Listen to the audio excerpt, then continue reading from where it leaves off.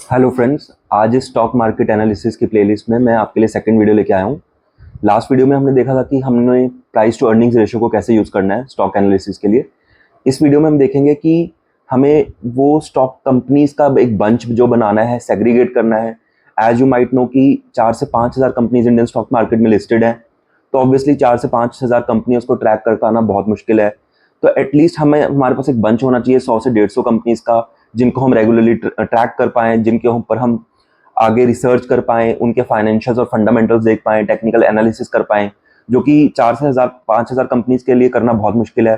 तो आज screener.com की हेल्प से मैं आपको बताऊंगा कि कैसे आप 100 से 150 कंपनियां उनको सेग्रीगेट कर सकते हो, जो बेस्ट कंपनीज है, जिनमें हम कुछ पैरामीटर्स लगा के उनको फाइंड आउट करेंगे कि इन इन कंपनीज के ऊपर ही हम फर्दर एनालिसिस करेंगे। तो देखते हैं screener.com पे कि कैसे शुरू करना है। जैसे कि ये पेज है हमारा screener.com, ये ओपन हो गया है एंड इस पर आपको लॉगिन करना पड़ेगा। मैंने ऑलरेडी लॉगिन कर रखा है and this is the screen. यहाँ पर बिल्कुल मेन पेज पे आपको क्रिएट न्यू स्क्रीन का ऑप्शन दिखेगा, आपको उसको क्लिक करना है। यहाँ पर आप अपनी क्वेरीज रन करेंगे हम, लाइक मार्केट कैपिटलाइजेशन, या मार्केट कैप लिखूंगा मैं तो अपने आप मार्केट कैपिटलाइजेशन आ जाएगा। इसको हम क्लिक करेंगे, स्पेस देंगे, ग्रेटर देन, स्पेस देंगे 1000, स्पेस देंगे AND। हम जैसे एंड लिखेंगे नेक्स्ट लाइन में पहुंच जाएगा। इसका क्या मतलब है कि कंपनी की मार्केट कैपिटलाइजेशन 1000 करोड़ से ज्यादा होनी चाहिए। ये 1000 को अपने आप सॉफ्टवेयर 1000 करोड़ इंटरप्रेट करता है, इस तरह का ही सॉफ्टवेयर है ये। और मार्केट कैप का क्या मतलब है, जैसे हमने लास्ट वीडियो में देखा था कि लक्स का मार्केट कैप 6600 के राउंड था। तो मार्केट कैप इज जितने टोटल नंबर ऑफ शेयर्स हैं कंपनी के multiplied by the price of one share, तो वो टोटल मार्केट कैप देता है आपको कंपनी का। नेक्स्ट हम लिख सकते हैं डेट टू इक्विटी। हम डेट टू इक्विटी जैसे लिखेंगे, debt to equity greater than 0.2 AND। इसका क्या मतलब है कि कंपनी में जो डेट है, जो बोरिंग्स हैं, वो इक्विटी के कंपैरिजन में 20% से ज्यादा नहीं होनी चाहिए, क्योंकि आप ऑब्वियसली आपको पता होगा कि कई कंपनी में बहुत ज्यादा बोरिंग्स होती हैं। कई कंपनीज को इस बात के लिए क्रिटिसाइज भी किया जाता है कि उनकी डेट टू इक्विटी रेशियो 1.1 से ज्यादा है। तो वो कंपनी के लिए बहुत नेगेटिव होता है, क्योंकि आप प्रॉफिट एंड लॉस अकाउंट में अगर देखेंगे तो अगर डेट बहुत ज्यादा होगा तो उन्होंने बहुत हैवी इंटरेस्ट पे किया होगा, जिस वजह से उनका नेट प्रॉफिट बहुत कम हो जाता है। तो हम रखेंगे कि डेट टू इक्विटी 0.2 से कम हो, सॉरी ये 0.2 से कम आएगा दिस। नेक्स्ट होगा हमारा, मैंने यहाँ पर कुछ लिस्ट बना रखी है, इसको मैं देख लेता हूँ। Return on capital employed, return on capital employed ये अपने आप लिखा आ जाएगा, ग्रेटर देन 20%। एंड इसका क्या मतलब है, कैपिटल एम्प्लॉयड मतलब कि टोटल कंपनी के पास जो भी पैसा आ रहा है, इक्विटी प्लस डेट दोनों से। लाइक किसी ने इक्विटी में 100 रुपए इन्वेस्ट करे हैं और कंपनी से कुछ हिस्सेदारी ली है, जैसे मैंने आपको पहले भी पुरानी वीडियोस में बताया है। और डेट मतलब कि कंपनी को कुछ कर्जा दिया है, तो दोनों पे मिला के, दोनों को प्लस करके टोटल कैपिटल एम्प्लॉयड कहते हैं उसको। और उस पे जो कंपनी रिटर्न जनरेट कर रही है उसको रिटर्न ऑन कैपिटल एम्प्लॉयड बोलते हैं। लेट सपोज कि 100 रुपए इक्विटी से आया है कंपनी को और 100 रुपए डेट में आया है, तो 200 रुपए हो गए। इसके ऊपर अगर कंपनी ने 100 रुपीज जनरेट करे तो 100 divided by 200, that is 50% return on capital employed, जो कि बहुत ज्यादा एक्सेप्शनली वेल है। तो हम इसको एटलीस्ट 20% से ज्यादा रखेंगे। नेक्स्ट देख लेते हैं अपना criteria, net profit. Net profit, एक second, I am sorry, PROFIT greater than 300। And ये आपको इजीली समझ आ ही रहा होगा कि नेट प्रॉफिट कंपनी के जो एनुअल प्रॉफिट्स हैं 300 करोड़ से ज्यादा होने चाहिए, ठीक है। And next is public holding. Public holding ये लेस देन 25% होनी चाहिए। इसका क्या मतलब है, जैसे कि आप रिटेल होल्डिंग देखते हो, वो वीक हैंड्स होते हैं रिटेल वाले।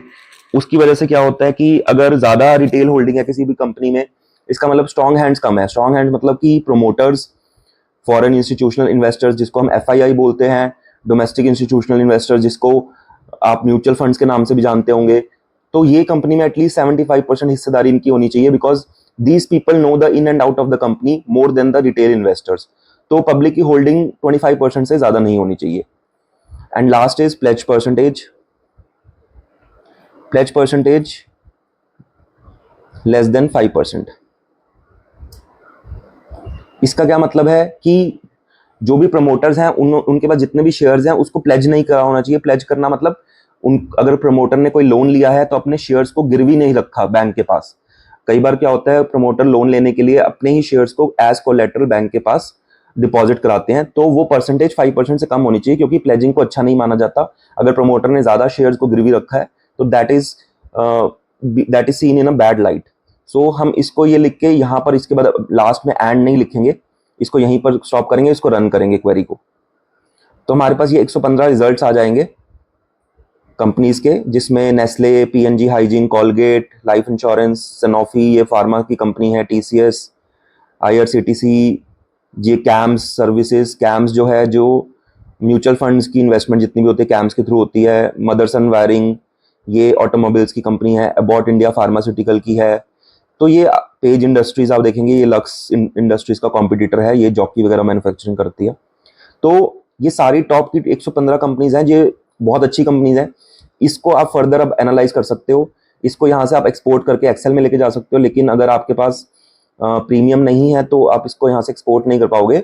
उसके लिए एक ऑप्शन है कि आप यहाँ से इसको कॉपी पेस्ट कर लो,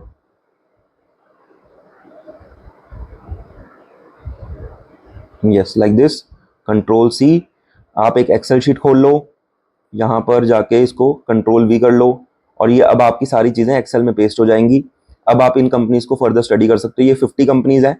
अब दोबारा से जाके नेक्स्ट पेज करके ये सेकंड पेज पे 51 से लेके आगे फर्दर कंपनीज आ जाएंगी आपकी, तो 100 तक इसको भी कंट्रोल सी करके आप यहाँ एक्सेल पे पेस्ट कर सकते हो। तो इस तरह से आपका ये 115 कंपनीज जो हैं आपकी पूरी आप एक्सेल पे पेस्ट कर सकते हो, और इसके ऊपर आप फर्दर एनालिसिस करने के लिए इसमें, लेकिन इन 115 कंपनीज में कोई भी बैंकिंग सेक्टर की कंपनी, कोई भी प्राइवेट पब्लिक बैंक्स नहीं आए, कोई भी NBFCs non banking financial companies नहीं आई। उसके लिए हम क्या करेंगे कि यहाँ पर कोई भी आप बैंक सर्च कर लीजिए, कोटक बैंक, आप यहाँ पर नीचे जाएंगे पीयर कंपैरिजन में, यहाँ बैंक्स आ जाएंगे, यहाँ पर जाके टॉप 15 बैंक्स मतलब आप सिलेक्ट कर सकते हैं, जो इसको कंट्रोल सी करके एक्सेल में ले जाइए, यहाँ पर शीट सेकंड शीट पे आप इसको पेस्ट कर लो। ये आपकी सारी बैंकिंग की लिस्ट आ गई, इसमें प्राइवेट और पब्लिक बैंक्स हैं टॉप 15 जो भी कंट्री के हैं। थर्ड आप कर सकते हो एनबीएफसी के लिए, जैसे बजाज फाइनेंस एनबीएफसी है, इसको आप सर्च करो। फिर से पीयर ग्रुप में जाओ नीचे, यहाँ पर सेक्टर में आप देखेंगे फाइनेंस, इस पर आप क्लिक करेंगे तो सारे फाइनेंशियल कंपनीज आ जाएंगी। इसको भी आप टॉप 15 फाइनेंशियल कंपनीज या टॉप 20 कंपनीज आप उठा सकते हो। हम ये क्यों कर रहे हैं? हम ये इसलिए कर रहे हैं क्योंकि हमें बेस्ट कंपनीज निकालनी है सारे सेक्टर्स की, जो कि हमने शीट 1 में 115 कंपनीज निकाल ली, इसमें सारे सेक्टर्स हैं excluding banking sector and NBFC. Sheet 2 में हमने बैंकिंग सेक्टर को ले लिया है एंड शीट 3 में हमने एनबीएफसी को ले लिया है।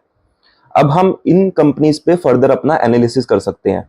तो ये फर्स्ट पॉइंट इसलिए था कि हमें एटलीस्ट कुछ कंपनीज चाहिए, 100 से 150 कंपनीज चाहिए, जिसके ऊपर हम अपनी टेक्निकल एनालिसिस, फंडामेंटल एनालिसिस, जो मैं आपको इन कमिंग लेक्चर्स बताऊंगा कि ये सब कैसे करना है। तो आप हर एक कंपनी पे जाके तो ऑब्वियसली ये चीज़ नहीं कर सकते, तो आपके पास एक बंच होना चाहिए कंपनीज का, जिसके ऊपर आप ये अपना एनालिसिस कर सकते हो।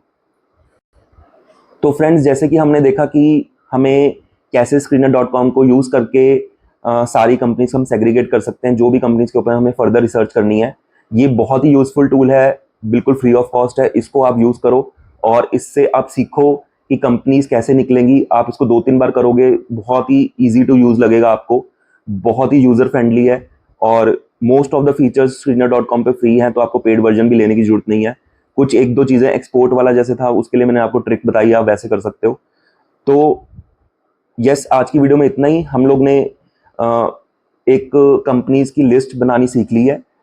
इन कमिंग लेक्चर्स में आपको बताऊंगा कि कैसे आपको profit and loss, balance sheet वगैरह, शेयर होल्डिंग पैटर्न वगैरह कैसे देखना है इन्हीं कंपनीज के लिए। फिर आप उसको घर बैठ के खुद से एनालाइज कर सकते हो, जो भी मैं आपको सिखा रहा हूँ। Thank you for this video. Please like and subscribe and press the bell icon for notifications. Stay tuned. Thank you.